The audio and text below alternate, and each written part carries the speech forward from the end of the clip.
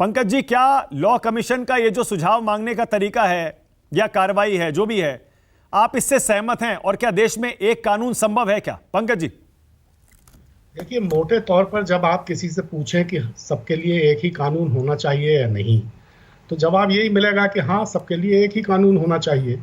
लेकिन भारत जैसे बहुलतावादी देश में क्या एक कॉमन सिविल कोड लागू हो सकता है, ये एक अलग मुद्दा है। और जिस तरह से लॉ कमीशन ने इसके बारे में जानकारी जुटाने की पेशकश शुरू की है, उसके पीछे आप देखिए कि भारतीय जनता पार्टी सरकार की हताशा है। हताशा ये है कि जब जब चुनाव नजदीक आते हैं, तब तब सामाजिक ध्रुवीकरण करने के लिए इस तरह के कदम उठाने की तैयारियां शुरू हो जाती हैं।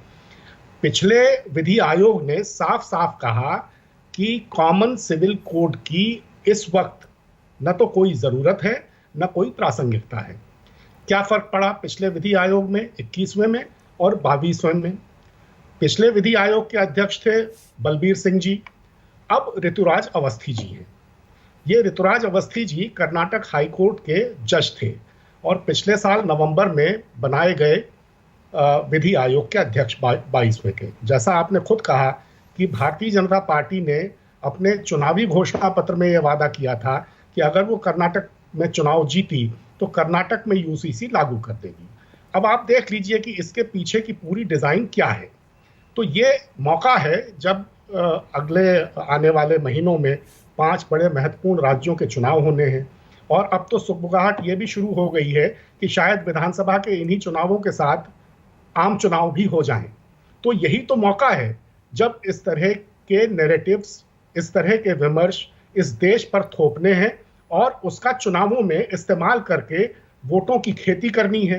तो भारतीय जनता पार्टी की ये जो तकनीक है, इसको पूरा देश अच्छी तरह समझता है और सिर्फ ये यूसीसी पे ही नहीं रुकेगा। अब ये धर्म परिवर्तन के मामले में भी बहुत तेजी से बहस शुरू कर रहे हैं। हर चीज पर इस तरह की बहस शुरू हो रही है। तो इसके पीछे का मकसद ये नहीं है कि कोई यूनिफॉर्म सिविल कोड लागू हो। इसके पीछे का मकसद ये है कि इस बहाने इस देश में ये बहस चले, समाज का ध्रुवीकरण हो और उस ध्रुवीकरण का फायदा भारतीय जनता पार्टी मतलब आपके हिसाब से हिंदुस्तान में एक देश एक कानून संभव है ही नहीं?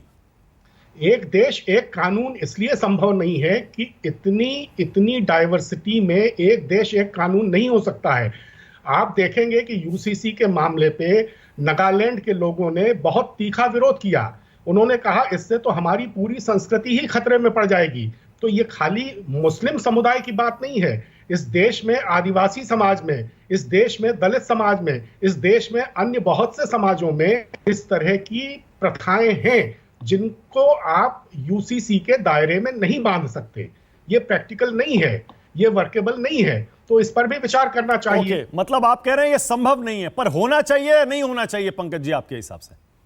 देखिए, ये मैंने कहा ना कि आप सांस्कृतिक रूप से इतने बहुलतावादी समाज को एक यूनिफॉर्म सिविल कोड में नहीं बांध सकते हैं। क्रिमिनल प्रोसीजर कोड अलग चीज है, दूसरी तरह के वित्तीय अपराधों के मामले में अलग चीज है। लेकिन जहां सांस्कृतिक धार्मिक पहलू हो, वहां इस पर बहुत सोच विचार करने के बाद ही कोई फैसला लेना चाहिए। मेरी निजी राय ये है लेकिन कि पंकज जी, इस तरह के यूसीसी में पूरे देश को नहीं बांध सकते। ठीक है, लेकिन पंकज जी आपको भी पता है, जहां जहां पर्सनल लॉस फॉलो किए जाते हैं, चाहे वो कोई भी धर्म हो, कोई समुदाय हो, संप्रदाय हो, बहुत सारे अलग अलग तरह के, आपने सही कहा, कुछ लोग अपने पर्सनल लॉस पे अपने पर्सनल इश्यूज को चलाते हैं। आपको नहीं लगता कि उनमें खासतौर से महिलाओं के साथ ज्यादती होती है, अन्याय होता है, इसीलिए वह एक देश एक कानून जरूरी है? इस तरह का अन्याय और जो ज्यादती होती है उसको नियंत्रित करने के कदम उठाए जा सकते हैं। लेकिन एक कानून, मैं कह रहा हूं ना, यूसीसी, अब ये शादी ब्याह से जुड़े मसले हैं, ये तलाक से जुड़े मसले हैं, ये उत्तराधिकार से जुड़े मसले हैं, जो इस तरह के मसले हैं, इनमें हर समाज के अपने अपने तौर तरीके हैं। लेकिन इन्हीं सारे आपको भी पता है, इन्हीं सारी परंपराओं में पंकज जी सबसे ज्यादा अन्याय महिलाओं के साथ ही होता है, बेटियों के साथ ही होता है, बहुओं के साथ ही होता है।